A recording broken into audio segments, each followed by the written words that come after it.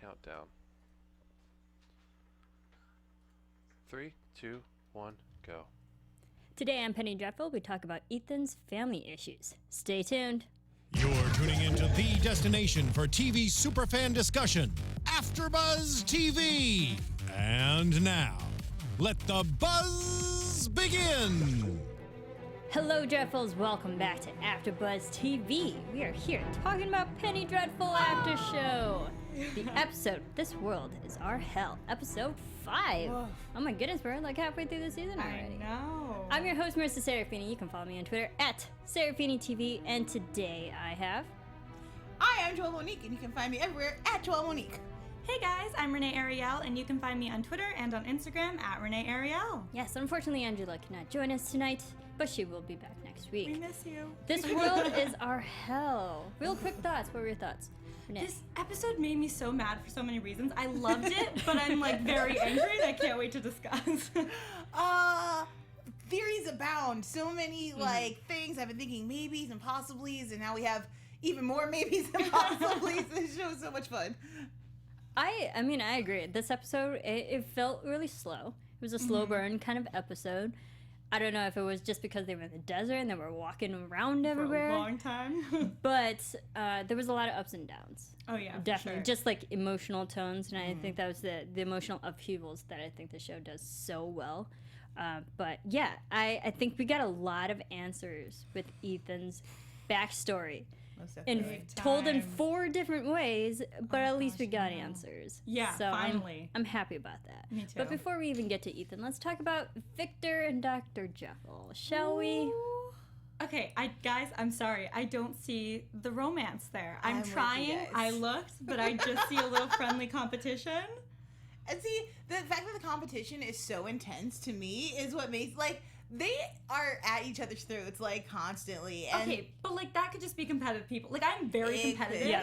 If I play Monopoly with someone, like, I'm going to be very angry with whoever I'm playing with, and I don't, like, want to be in a relationship with them. Yeah, I don't really mean. But, like, I don't want to be in a relationship with them, so I feel like with their friendship, they're both inventors, and they're competitive, and they want to be the best. So that will come with the competition and the anger. I mean, obviously with Jekyll, but I mean, I think that's where it comes from, not like lust, you know? See, and here's the thing. Boarding school, each other's only friends, like live talking. I'm just saying it's adding up to me. We'll see. I mean, we'll the history's there. I can see where a lot of people are like pulling at any things to try to get those two together. I think, yeah, I agree with you, Renee. I'm not really seeing it because I see it more as professional rivals. Yeah. And I think the problem is they're both very alpha kind of male chemists. Or, I shouldn't say chemists, but like doctors in that way. Yeah, I completely agree. Scientists, more so. I think it's like they think alike, but they're so different, and I think that's where they clash because they are so similar. Well, and they both think they're the best. Oh, they're yeah. both very like, convinced of their superiority. Better. Well, yeah, even Victor said the line, I came up with a more superior concept. But first, okay, can we just talk about that too with the needle going into that? Yes. That I hated that. I don't like your idea, Victor. Stop it. That was a hard scene to watch. Was that not awesome to watch? Oh my gosh, it made me cringe. Oh my gosh, it first reminded me of like a tattoo needle, and I was like, that is not a tattoo needle. That was a longer needle than a tattoo going straight into the eye. At least they cut right before. Yes, I'm glad they cut because Thank you. I don't have a problem with needles. I have a problem with eyes. Yeah. So like any eye nucleations, no thank you. I'm leaving. I thought we were gonna go pure hostel on it, and I was really excited and a little bit disappointed when we cut away. I was like, go all the way in. I want to see like electricity in the eye. But the thing is, I wouldn't have been surprised if they did because it's Penny Dreadful, and they would do that. So I was like, I don't know, don't do it, and then it cut. Thank you. I'm glad they didn't. I'm glad they didn't for the more sensitive people who are watching this show. Yes. But they, again, left it up to the imagination, and we wondered how torturous that was. But what do we think of this actual procedure? Now that we know that the patient Belfour has now been someone actually lucid and hasn't regressed for more than 24 hours. So that's longer than the first test. Yeah, but he's been sleeping or he's unconscious. knocked out. Yeah, like he's not, I don't know. I don't believe this is going to work. I mean, improvements, he was not conscious for that time. But like, then he was conscious and he was better. minutes. Okay, hold up. We're talking over each other. But, yeah, I mean... Are there some improvements, though? It's lasting longer. I guess we'll have to see what happens. I think it's going to go back, but I don't know if it'll be worse or if it'll just be the same state. So I think that'll be the true tell in that. I don't buy it. You don't buy it? I don't buy I it. don't think it's buy gonna it? last. Like, I buy, like, what's happening, and I buy that this is, like, real science. I mean, electroshock therapy has been used, and it works, so I think he's on the... Not through the eyeball. Yeah, I was like, No, but he might be on the cusp of something. He's in the process of discovery, so I definitely want to give him his time to do his thing. But no, I don't think it's gonna last, because nothing lasts here. Nothing good happens. And he wants to do that to Lily? First of all, no. I'm really tired of his obsession with her. I know, let I'm it ready go. for him to get over it. Like, that wasn't real. Like, that person, that thing you had was, like, 2 days of, like, I don't know who I am, and then, like, 3 days of, like, I need to calculate my next move. And then she was a Lily we all know and love today, who is, like, queen and empress of her domain and about to take over the world, and I just need Victor to leave it be. Yeah, and unfortunately she wasn't in this episode. I know, I her. miss Lily. 2 episodes Bring back out Lily Lily. is too much. I just feel that he even said, like, he was happy for a few days. Like, okay, welcome to having a crush. You're gonna be happy for a few days. Like, let the relationship roll out, see if it still works. Like, you barely dated her. You need to let it go, Maybe Victor. this is the other reason I'm pushing, like, him and Jekyll together. Wow. You know? Like, just anyone else. Anyone. but Lily. This is never going to work Can for Victor you. have some kind of romance, whether it be a man or a female? Who knows? I mean, he's I don't a very obsessive and possessive and doesn't let things go, so who knows? I think it was really sad when we saw Victor go back to his place, back and sniffing Lily's clothes. Like, Oh dude, my gosh. it was more so. I was like, you're not gonna have Lily in the same state that you loved her before. That's not gonna happen. Move on. I think Victor needs to take a little visit to Dr. Seward and get some help. Get some actual Just a little adjustments. bit. And the thing is, even if he does try the experiment on Lily, like, she's already been brought back on, so what is this electric current going to... Like, if he somehow magically was able to get her in there to do the experiment, my guess is it wouldn't have the same effect because you're dealing with 2 different... Like, a once previously dead brain, as opposed... Like, I just feel like that combination wouldn't work. Well, and the problem is, like, no way would Victor ever get the consent from Lily. Right, And he has to Lily's be way too underhanded. physically strong to take on Victor. Oh, so, yeah, like, no way would he 100%. ever, like, actually successfully go through it with Lily. And I liked how Jekyll actually questioned him, like, can you mentally prepare yourself for that? No. As much as you want to, I don't think you can. No, he cannot. There's no way. I think he needs to go out to a bar and meet a new woman. Anybody. Or- Yeah. Literally or a guy. anyone. Buy another woman if you have to. Like, just get over this woman. Literally anyone. Just go Done. find someone, you know? You're a handsome man. You'll be You fine. find someone. Just clean up, you know? It's like, just get out for a night and You're a you smart might meet guy. someone. Girls like smart guys. Yes. But, again, I think he's also... There's the whole, again, just the theme of animal versus, like, the prey versus predator. Yeah. And they mentioned lamb a couple times with those two. Like, would you rather be the prey or the lamb? And I think Victor is definitely the symbolism of the lamb. Oh, yeah. I agree. That Victor's the lamb? Victor's a little bit of the lamb He's right totally the lamb. You don't think he's the lamb? I don't know. I don't. Because I think he's conniving, and I think that he's too blind. Like, a lamb is, like, just sheepish and innocent. Like, Victor is none of those things. Like, you actively, like, killed a woman so you could bring her back to life, so you could brainwash her to use, like... I just feel like that he's a wolf in sheep's clothing, if anything. And for me, that conversation referenced a lot more Jekyll and his, like, otherness in growing up, and the whole, like, when he calls himself, like, his rage isn't even that bad. Like, he refers to himself as a monster and, like, a terrible beast, and that he wants to be able to be this docile creature. And to me, that was more of how people envision him. Like, you're this brown kid, and you're bad, and you're evil, and we don't know, like, where you're from, and you're definitely not one of us, so you must be a bad kid. And that really... That affected me a lot, because I don't see him as a bad guy. I think he's a guy who got stuck with a lot of shitty people around him. Yeah, he hasn't shown any... I wouldn't call what he's shown rage, but you know, Victor always, like, pokes a little bit. He's like, oh, that's your rage there. But, like, that's not what it is, you know? No. Yet. Yeah, I'm sure we're going to get there. Yeah. I think it's attitude and angst a little bit. But I think it's a precursor to his rage. And for just sure. also just saying the word rage tells the audience, like, oh, he's capable of going even farther, getting pushed to the point of where we'll see Mr. Hyde. And speaking of which, John Doe in the live chat, thank you everyone for joining the live chat, said Mr. Hyde might be able to subdue Lily. That is fair. That's very true. That's very fair. I would kind of actually want to see that. Yeah, happen. I want to see that too. I kind of want to team up with Dr. Hyde and, Mr. Hyde and Victor. I thought, like, once Hyde started... Mr. Hyde versus Lily. Also dope. I just thought that when Mr. Hyde manifested himself, that Victor would splinter away from that and be like, this is too violent, or, like, because he's not a fighter. But seeing them team up and trying to, like, accomplish a goal together, even if it is to take down Lily, who's my favorite, I think would be really cool to watch. I think, Maybe. I mean, Lily doesn't know Jekyll. So I feel like, I mean, we know Victor's not going to let it go.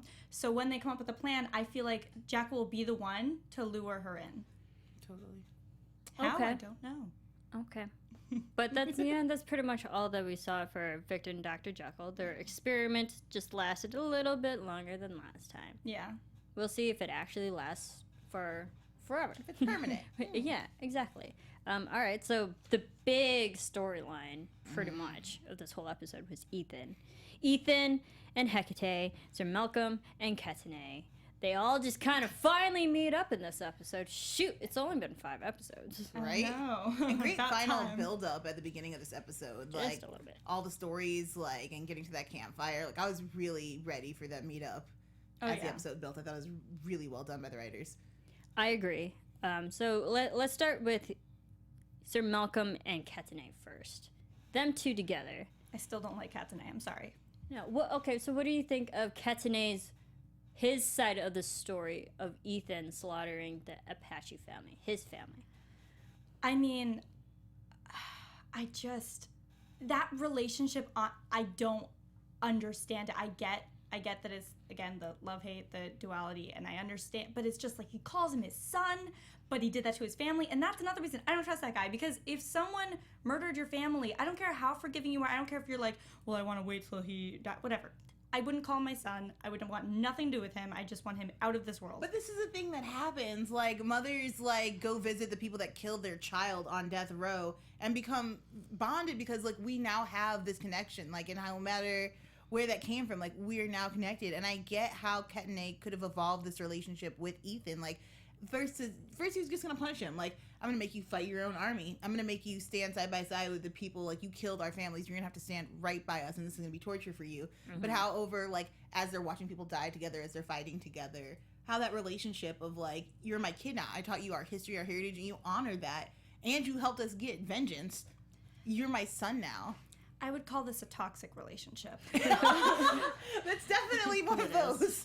Absolutely. Mm-hmm. I agree. I think it's interesting how Catanay was, again, you know, making him go through all this punishment and whatnot. But he was at that point where he was okay with his life. If he died, he died. Yeah. His line. I think the only reason why he's so adamant and gung-ho about finding Ethan is just making sure that, like, his in prophecy a way doesn't come true. Yeah, That's like creepy. his story doesn't completely unfold, or he fully, in a way, not really redeems himself, but he sees the end of Ethan's story, and then he's okay with that. Yeah. And then he could die happily.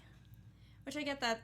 That's also good very of him, twisted. But I mean, I get, like, he doesn't want the world to go to darkness because of Ethan and Hecate. I still don't trust him. No, I feel like he is, like all of the men in this episode, has done terrible, terrible things for reasons they felt were positive or could be eventually net positive outcomes. And then along the way, the evil just outweighed the good that they were trying to do and became completely consumed by it. And we saw Catanay talk about it. We saw, I want to call him Jethro, but I know it's not his right name. What's the proper name for Ethan's dad? Jacob Teller. Jacob. We saw it with him, and then we're seeing it with Ethan toward the end. Yep. It's all consuming. Yes, I agree. Okay, so now let's kind of get into Ethan and Hecate's. You know, Not a fan. them two still on their own in the desert before they even meet up with Sir Malcolm and Catanay, and they're running out of water. The horses are dying. Oh, that poor horse when they had to shoot it.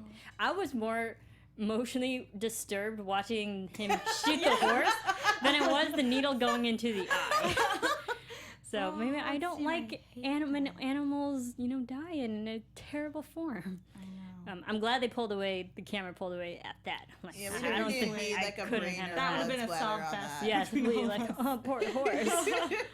But they're pretty much just wandering around in the desert. And I'm like, first of all, take off your clothes. I know. You're wearing a very heavy wardrobe right now. It's like, you don't have to get rid of your clothes, just take them off. Yeah, there's Shed literally those no one layers. else there. Like, you can just wear whatever you like. It's hot. Why do you choose to wear that I know many you layers? need I get maybe, like, sun protection, yeah, but, for the sun, like- but the heavy petticoats could have gone. Yeah. the But I was like, overcoat.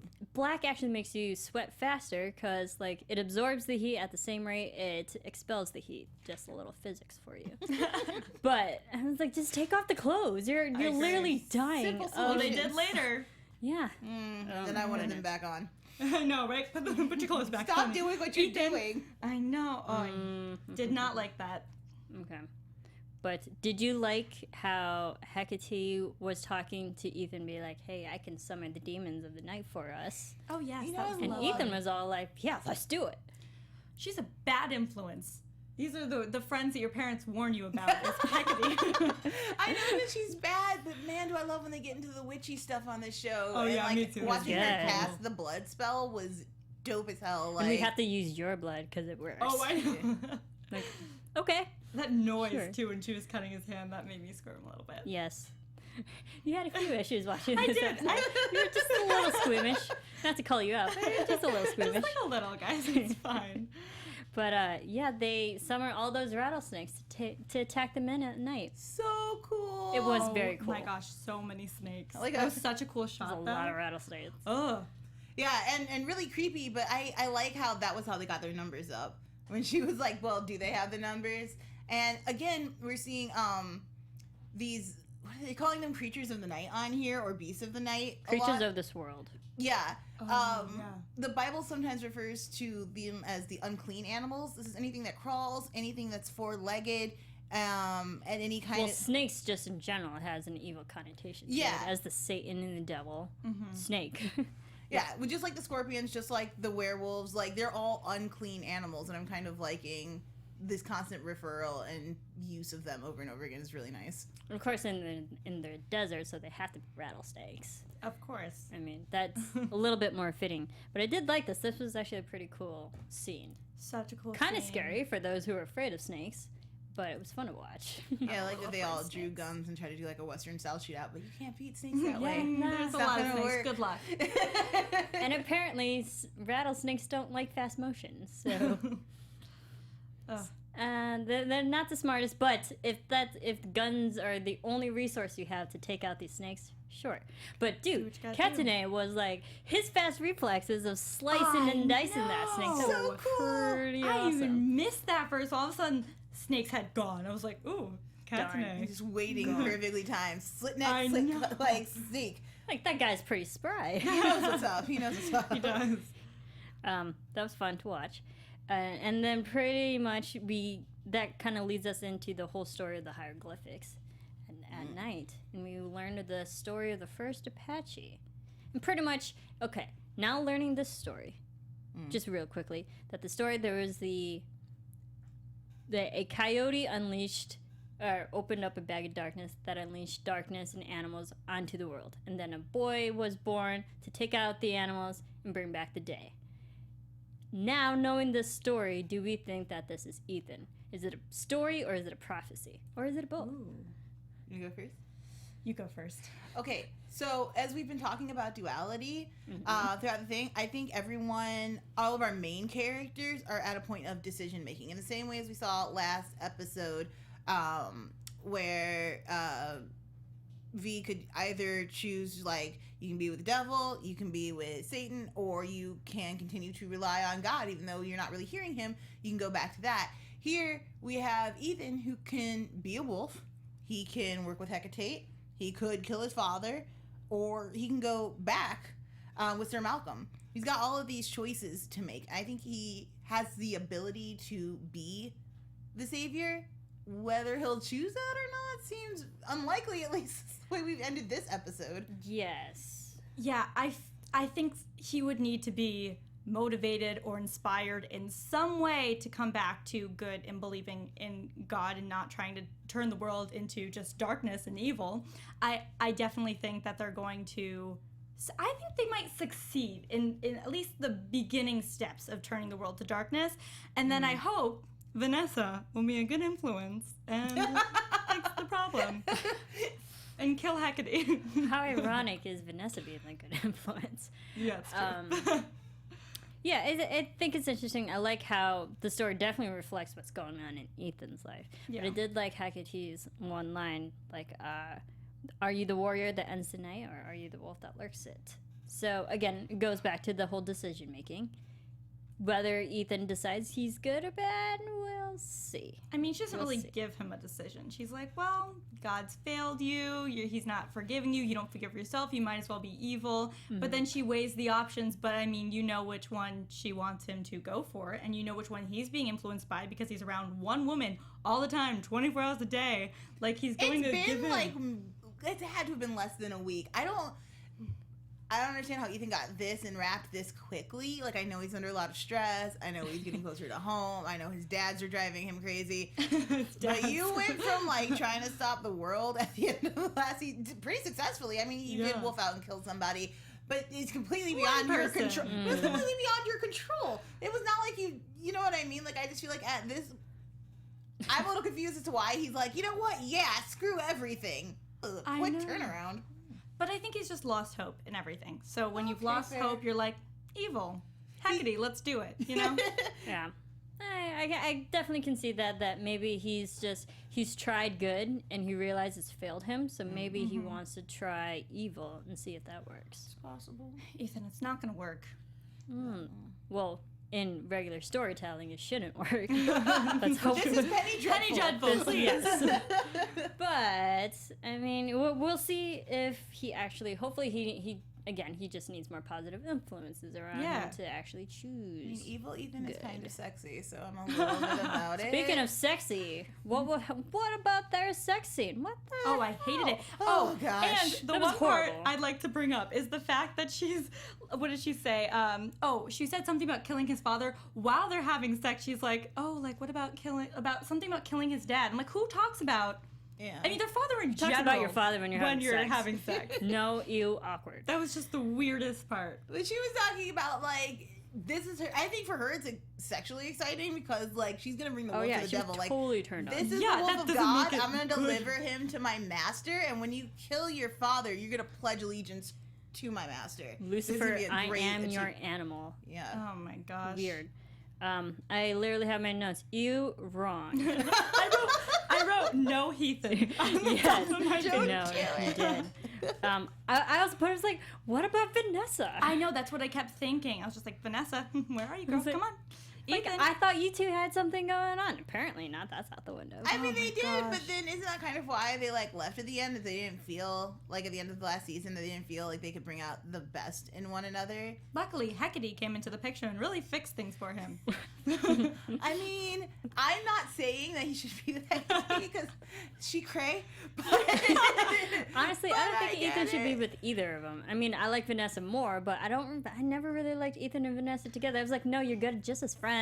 Maybe be Friend alone, zone it. Friend figure zone out it. your life for a minute before you jump into a relationship. You just latch on to people. Ethan's like, I need you, but maybe you just need to be a lone wolf for a bit. Like, figure it out. Literally.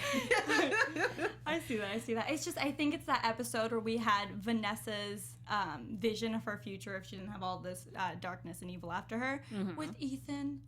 Guys, did that not tug on some heartstrings? I mean, that was sweet, but was that real? No. No. It could have been, But though. I want it to be. It's so beautiful. And she had to walk away. She's so strong. Sorry. Like her. Yeah, be like, nope. 'Cause that's when she destroyed those voodoo dolls. Okay. Speaking of dolls. Oh, We'll gosh. get Oh I mean, my we'll gosh. get there. But actually, real quick before we get there, you know, all these fun stories. That's why we love Penny Dreadful, because all these other stories and just so brilliant and how smart they write them all together. But let's talk about another story that's also pretty fun. Great science fiction, if you guys are into. Okay, I'm going to pitch you the story. What if today was the last normal day of your life? Cassie Sullivan thought she knew what tomorrow would bring, but she was wrong. We were all wrong. The first wave took our power, killing 500,000 people. The second wave put the number to shame with tsunamis that destroyed everyone within 100 miles of the ocean. Goodbye, coastal cities. That sucks for us. We're in LA. Yes. Then after the third wave, only the unlucky remained. Survivors of a virus that left only 3% of the world still standing. In the fourth wave, the others become us. Inhuman beings hiding behind human faces. At the dawn of the fifth wave, we had to choose. Give up or get up and fight. But that was only the beginning. In these last days, Earth's remaining survivors will need to decide what's more important, saving ourselves or saving what makes us human. Rick Yancey's #1 New York Times bestselling novel, The Fifth Wave, introduces us to a group of young people struggling to survive in the aftermath of a catastrophic alien invasion. Its sequel, The Infinite Sea, and the newly released The Last Star, follows them through a series of battles and betrayals as they fight the ultimate war between life and death, hope and despair, love and hate. Entertainment Weekly called the series remarkable, not to be missed under any circumstances, and urges fans to just read it. USA Today hails this as a modern sci-fi masterpiece, and best-selling author of The Passage, Justin Cronin, raves in the New York Times book review calling The Fifth Wave wildly entertaining. The highly anticipated finale is here and will leave readers stunned. Trilogies, guys! If you like science fiction, if you like trilogies, check out Last Star. It's amazing. Love it. Where can they Sounds find that? amazing. You can learn more about the Fifth Wave series at fifthwavebooks.com. fifthwavebooks.com. Check it out, you right there. guys. Check it out. I checked it out. It looks pretty awesome. I Sounds want to read it. I want to read all 3 of them. Let's start a book club, guys. Let's read Let's these. do it. We have a whole nother network that's dedicated to just Circle, books. check it out! Shoot. But thank you for that. Yes, Last Star. Awesome. All right. So that kind of just really takes us into Ethan's father. We have Jacob Talbot. All these episodes, we knew we were eventually going to lead to the father, and we finally get him. And he is something. He really is. Oh, You know, okay. all of these episodes built up this evil, ruthless guy that I thought I was just going to hate off the bat. But then he speaks and you hear a story about his family and what happened, and you're like, oh my gosh, you're just a human that may have some bad in him, may have some good in him, but like every character in the show, and I feel for him. Exactly. It's like that. I think that's one of my main questions. Like, okay, is Jacob, Ethan's father, as bad as we were led to believe? No.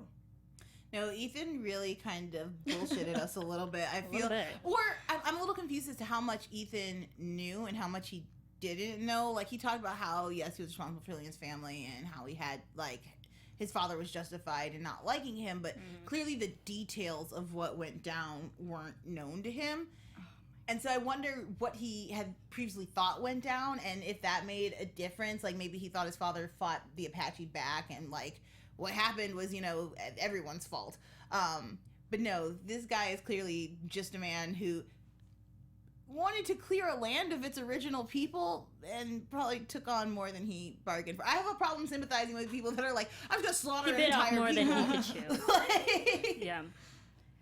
definitely conflicted. I mean, I did feel bad for Jacob, now learning his side of the story, because we see that it was Ethan's idea to raid his own father's place. He brought the devil to their doorstep, Yes, literally. he did. And I feel bad because I don't think Ethan ever planned on actually killing the family, just killing the guards and getting what they came for. Yeah, but I think it's so unfair to say, like, Ethan, like, you did this to us. Like, he had the plan, but you've been killing people for a while. Like, people wanted you dead. They were probably going to have found a way to get into your combat. Would they have been as successful without Ethan? Probably not. But I think retribution was coming in some way. But I also feel like, I mean, when you lose someone, you want someone to blame. So I feel like he was the easy person to blame rather than accepting the situation for what it was. And obviously he has a lot of anger, so a lot of hurt. And he wants Ethan to say he's sorry and to, beg forgiveness to God as well. But Repent. yeah. More so. And Ethan's like, nope, I'm evil now. But it was just, oh gosh, that whole, when he was describing that scene, it was really hard to listen to. It was so sad. Masterfully told, by the way. That so performance, well so done. good. Mhm. like, to not get any flashbacks, but to be able to kind of see with your mind's eye, like, Yeah. what happened in what places. I thought that was really well done. And we've talked so much about, like, men turning into animals in this episode. Even Kentane talks about how, like, as we were killed off, we started to become monsters. just because out of desperation and hatred for what was happening to us. And I think we're, again, getting that from all sides of guys who were kind of thrust into a war and just devolved into their lowest selves. And it's kind of fascinating to see now the outcome, now that everyone's like, I want to like solve this and get justice. Like, there really can't be any justice. No. All of you have literal blood on your hands. Yeah. Yeah, I agree.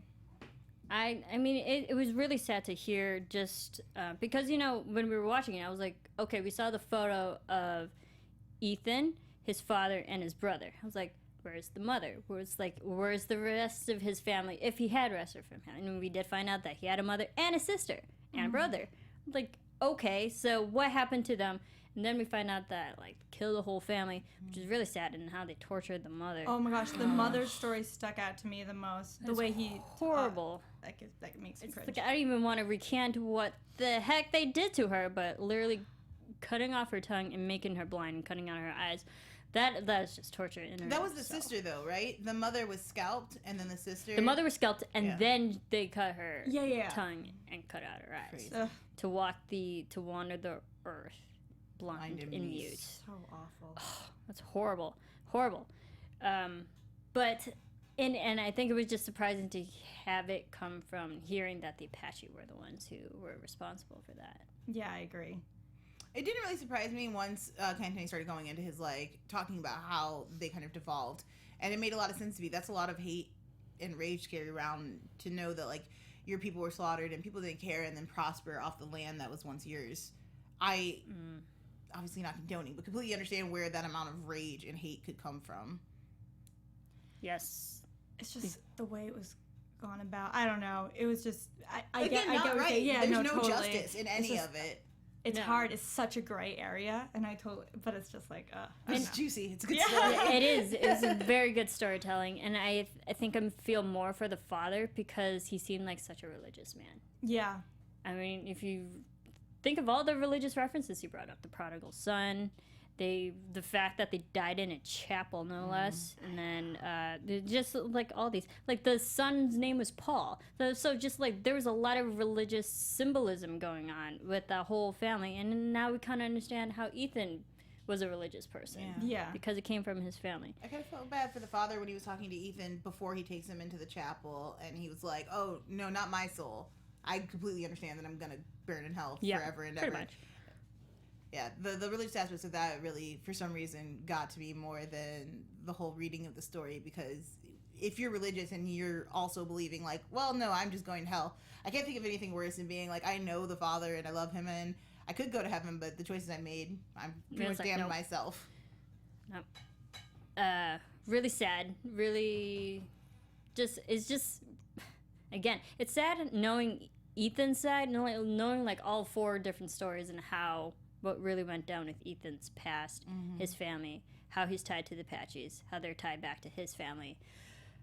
Ugh, not what I was expecting, honestly. Ethan was much more of a pawn than I guess I ever thought he was. He seemed so independent and kind of a self-supporter as far as we've known him. So to see him, shoved into one life by one father, then literally another life by another father. Forced evil ways by another father. Right. And then now to just be like, I guess it's just what I am. It's just evil. Like, it kind of made me see him as a child for the first time, and kind of what his dads must see when they look at him. It's just this poor lost boy who has no idea like what to do with his life now.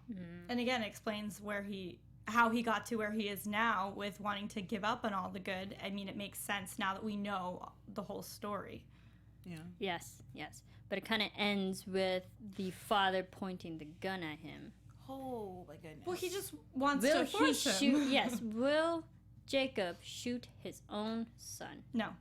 I mean, if the thing for next week was any indication, nah.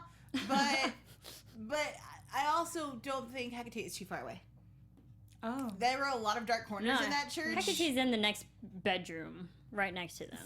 The furthest Too she's close for away is comfort. in the next bedroom. And we know what she can do from far distances. Well, she is in the bedroom full of creepy dolls. Yes. Yeah, Yes. don't give that girl a doll. They don't know that Porcelain yet. dolls. Oh my no. gosh. Bad decisions. They did not watch season 2. Honestly, they didn't. I have in my notes creepy dolls / voodoo. will we see more of the evil witchiness from Hecate? Oh yeah, they wouldn't put those dolls in there for no reason. Right in Yeah, the I foreground agree. of the shot at her feet. I was So like, many. oh. And there's so many options for her. I know. Just choose one. I'm There's a like little bit afraid that she one might. for each. Yeah, I'm afraid she might summon like the mother or the daughter and just creep everybody Or way out. The other nightcomers. Yes, Oh. all of those terrifying things. Already. I wonder how fast they can appear, because I know she's in America right now. Are the other ones still in Europe? Can they be summoned at the, From a distance, do they have to be a part of the same that coven, far? or can she reach witches in America? can they literally go through like the earth, like they go through walls? I don't know. That'd be cool though. I'm have about to all of the things find you want to out. bestow on me, witchy wise. So cool. Yes, I think those dolls would definitely come into play though. Oh yeah, for sure. That'll be And I fun. can't wait to see. That'll be fun. All right. Anything else about this episode? Do you guys think he kept the chapel waiting for this moment for Ethan to come back? Yeah. Oh yeah. Why It's- else would he? He's that like, to me I is- kept this chapel exactly the way it was. I was like, okay, did you leave the bodies still there? I was Fortunately, we didn't see that expecting to either. see dead, rotting corpses, and I wasn't Same fully here. prepared. Me too. Same here. I'm kind of once again a little bit glad that we skipped that because that's really dark to see like a dead child there. But that to me makes him a little bit less sympathetic. For me, anyway, it's so long to hold on to. I mean, again, what you saw was awful and horrible, and I can't even begin to imagine. But then, like, I'm gonna preserve it so that when he comes back, I can just rub it in his face. Like, seems hefty. I mean, I get that, but you got to remember the whole storyline of Penny Dreadful has only been like a year and a This half. is fair. And because even his father knew that Ethan lived at the mansion for a year. Yeah. They said in Yeah. tonight's episode. So like the time span, that's still a short enough amount to still be mad at something. It's a fresh Yeah, one. and big okay, as he that. all right. never gave up on looking for Ethan either. Like if he kept Yeah. it and he stopped looking for him, that guy is gonna get You're what he coming wants. home. Yeah, And so it they've made always been sense. pursuing Ethan from the first season. Yeah. So Mhm. yeah, I think Okay, a a year, little year and a slack. half is still a short enough time to still be really mad. Yeah. Yeah. Okay. All right. Um, Yeah, and we saw a little bit of Rusk and Osto. They're still like so irrelevant in they're this episode. so irrelevant. But I think the good line that I guess we got from Rusk is like, I will disavow the code and shoot Ethan in the back. It's like, dude, you are so behind everybody else. Yeah. But we also got this really clear picture of Rusk that I feel like we haven't had so far with the story of how he lost his arm and him being like, oh no, I carterized that and I went and grabbed that assassin, drug him back, and then went to a ward. Like He's a I- badass. Yeah, Okay. well, and I like the fact that he's like, I'm going forward. Like, we're going to catch this guy. And it makes me feel, at least now, like, I kind of get why you're here now, I guess. Yeah, I was like, he's determined. I think the only reason why he's still around is that he will eventually catch up with him. yeah, I mean, you'd hope But the so. fact that Otherwise, Sir Malcolm and Ketanate, and even those guys on the horses, and and just everyone already catching up to Ethan and Hecate. It's like Rusk and Osto, they're still so far behind. and after he like bragged about being such a great tracker, how great though. Yeah. He's not fast. He's good. He's like, He's efficient. I'll find where you are. Okay. I'll just be days behind. Okay, but now hearing the shoot Ethan in the back, do you think Rusk will actually get an opportunity to take on Ethan? No. I think there's more to learn about Rusk now after hearing that story and the fact that it was the snakes and things that made him be like, I will disavow any oath I've taken. And the fact that he's so attached to his oaths made me think there's maybe something religious or supernatural that he hates supernatural beings. I feel like there's something deeper than just a policeman's like sense of duty and honor. There seems like some cultish, religious-y Like he's thing. been pushed to the point where like codes don't bother him anymore. He'll just do whatever it Right. takes. A man built on codes. I that's did weird. like the music during that though. Yeah. When he said his line and then they rode off into the distance. I'm like, okay, yeah, cool. He's Into going it. down. All right. You're still a day behind everybody, but you're fine. You're in it. I'll take it. Okay. Well, fun episode. Yeah. Yeah, super fun. I'm glad they answered a lot of questions about Ethan and his family. So, all right. With that, let's get to predictions. Yes, please. And now, your AfterBuzz TV prediction. Very fitting for this show. What do you think is going to happen? Okay, I definitely think that Hecate is gonna get crazy with those dolls and do some voodoo stuff. I also think that, again, with the Victor and Jekyll thing, I think they're going to plot against Lily, and then Jekyll is going to try bringing Lily in, and something's going to go very wrong. I'm so waiting for the Vanessa and Ethan reunion. I don't even know if it's gonna happen this season, guys, and I'm kind of disappointed, but if it will happen, I think it'll happen in the season finale, and then hopefully things will be good. Okay. So after last week's episode, I came up with a theory that Vanessa is Lilith. For those of you who don't know, Lilith is a woman pictured sometimes in the Bible, sometimes not, who was like the first like woman in the Garden of Eden and was also very evil. She's sometimes depicted as the first vampire in certain stories, and sometimes as the devil's bride, hence the vampire devil thing we got in the last. She is also, and perhaps most importantly, the like queen of the unclean creatures, which we talked a little about earlier. Anything that crawls, anything with four paws. I think that as we move forward and people get closer and we learn more about our own unclean creatures, the werewolves, the scorpions, I think that she and Ethan are going to have to make some decisions that determine whether we spill completely in tonight or if we get to come out into the day and sunshiny things. I think that they're going to have to get back together, if only because the two of them are the ones that seem to have the most choice in the way that things flow. So they are either going to get together or, and I'm kind of hoping for this, I feel bad saying it, I think they're going to have to go against each other. Ooh. Ethan versus Vanessa. I'm calling it now, and I'm ready. How dare you? Well, first they have to get back together in order to do that. I like that. That's kind of cool. I think because we saw it when they were in the chapel at the end, and the moonlight was so bright behind Ethan. I wonder if it's a full moon, and if Ethan will actually wolf out take out the men. And I don't know if his father will shoot him. I think a lot of TV shows do this, that they'll attempt to shoot and then their hand gets like moved somehow, like someone intervenes and they shoot and then they completely miss. I think something like that will happen. But I mean, we just got the father. The father's not going to kill Ethan in the first encounter that we see with him. So I don't think Jacob's going to kill his son. But I think Ethan might kill his father. Oh, I don't think Ethan will kill his father. I think Ethan would kill anyone at I this think point he wants in time to. right now. But I don't think he will. I think even if he wolfs out... Okay, but the thing with even when he wolfed out around Hecate and he did... Or was it Vanessa and... Yeah, both of them. He didn't kill either of them. I also don't think he's going to kill his father. Okay, so who do you think is going to die? Katane or Jacob? Katane. Well, Katane, I really don't want him to die, and I feel like that snake bite is wimpy. I feel like he's like, nah, no rattlesnake's taking me out. He's so badass. Man, someone's gonna die, that's for sure. I think it's either Jacob or Katane. I'm gonna go with Jacob because that's who I want to die, but Katane seems like a reasonable choice. Katane, please. I think it'd be interesting if Katane died. But I would feel bad if the father died now knowing his side of the story. Me too. Like, he kind of doesn't deserve bad. to die. No. Even though he might... Okay. All right. Like, that's don't think he deserves to die. Like, a lot of people would deserve to die in Penny Dreadful. Yes. Okay, if we're being real. I'll give you that. Eventually, they will all meet back up in London because they've been apart for way too long, and I don't like it. I mean, last week we got all of Vanessa, and this week we got all of Ethan and Sir Malcolm, but they're still not together. And we didn't even get freaking John Clare and Lily. And Dory. Where's Like, Lily we just at? need like everybody together again. Because that's all. I mean, like, these episodes are so good individually, but they're so much better when they're together. Okay. I agree. With that, where can everyone keep following you? Hey guys, I'm Renee Ariel, and you can find me on Instagram and on Twitter at Renee Ariel. I'm Joelle Monique. You can find me on Instagram at Joelle_Monique or on Twitter at Joelle Monique. And every week on Black Girl Nerds, check out my new Star Trek fan day event thing on Black Girl Nerds. It was amazing. Cool. And you can follow me on Twitter at Serafini TV. You can follow all of us here on Twitter, Facebook, Instagram, all those fun social media platforms at AfterBuzz TV.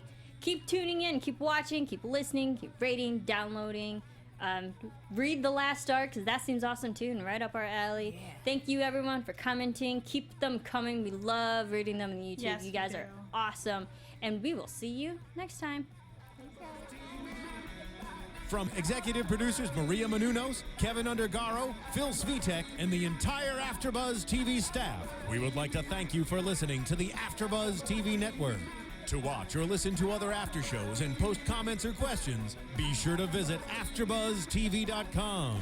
I'm Sir Richard Wentworth, and this has been a presentation of AfterBuzz TV. Buzz you later.